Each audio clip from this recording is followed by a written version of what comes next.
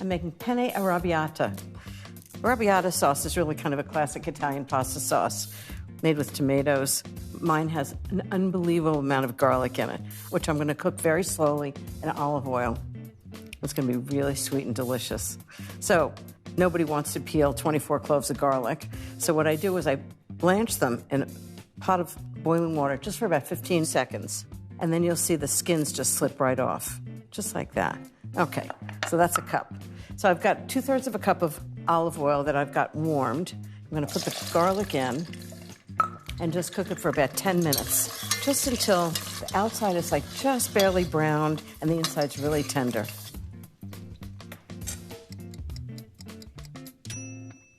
So I've got two 28-ounce cans of San Marzano tomatoes. I think San Marzano are the best quality canned tomatoes. And I've got whole tomatoes. I'm going to put them in the food processor and just chop them up. I'm just putting them in the food processor so I can control the consistency of the tomatoes. And I'm draining them because I don't want the sauce to be watery. Nobody wants watery sauce.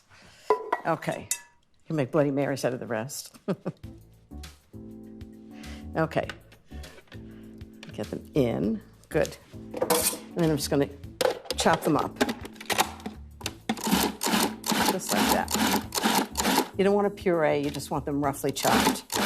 Okay. I'm going to take the garlic and put it right into the tomatoes. And then I'm going to chop that up and then cook it all together.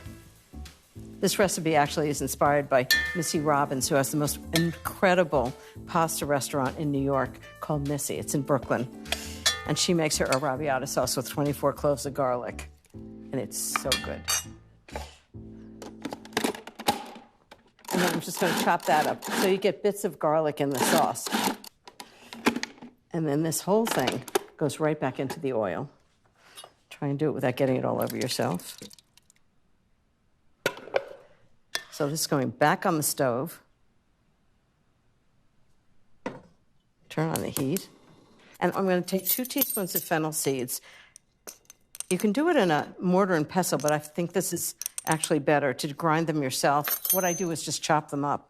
And they're going to bounce all over the place, but it's really worth it. And I think what you do is you get a lot of the oils out of the fennel seeds. Just give it a rough chop like that. They're going to get tenderized when the sauce cooks. Okay, right into the sauce. Right there.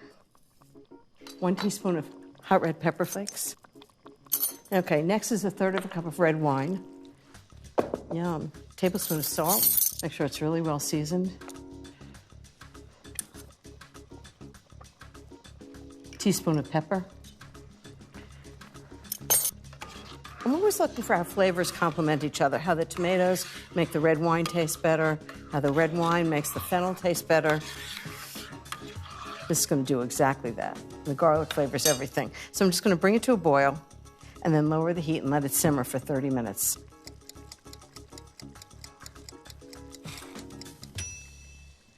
I'm almost done with the arrabbiata sauce. I'm just going to add some fresh basil to it. Gives it a nice, fresh, kind of peppery flavor.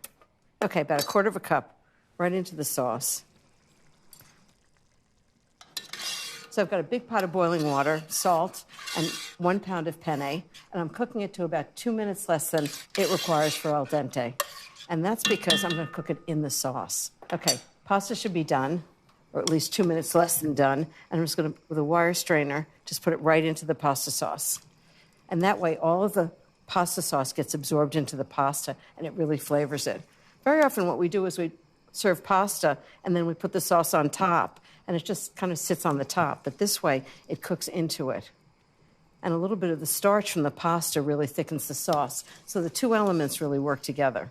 And I'm going to save the pasta water if I need a little extra water. So that's all the pasta. Just give it a big stir. And I'm going to cook this for about 2 minutes. And you know what? It does need a little water. So I have a ladle. It's always surprising to me. Missy taught me how much water to put into a sauce, which is incredibly surprising. You think you're going to water it down, and in fact, it does just the opposite. I'm just going to cook this all together. Oh, man overboard. It's going to cook together for 2 minutes. The pasta will be perfectly cooked, and the sauce will be just really silken and delicious. can really smell the garlic. But it's like soft, not sharp.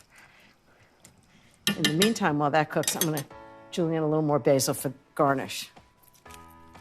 I love pastas because you can make the sauce in advance, just cook the pasta, cook it together, and you've got a fabulous dinner. Big salad. I'm a happy camper. Okay, so clear the decks. You need a big bowl. And the pasta should be done.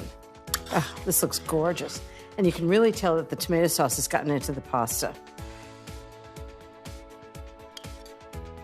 Who wouldn't want to have this for dinner? A little fresh basil on top. Some Parmesan cheese, because of course you can never have too much Parmesan. A fork. This is the kind of dinner anybody in the family would love. It's just not your ordinary tomato sauce. This is pasta arrabbiata with 24 cloves of garlic. And it tastes so good.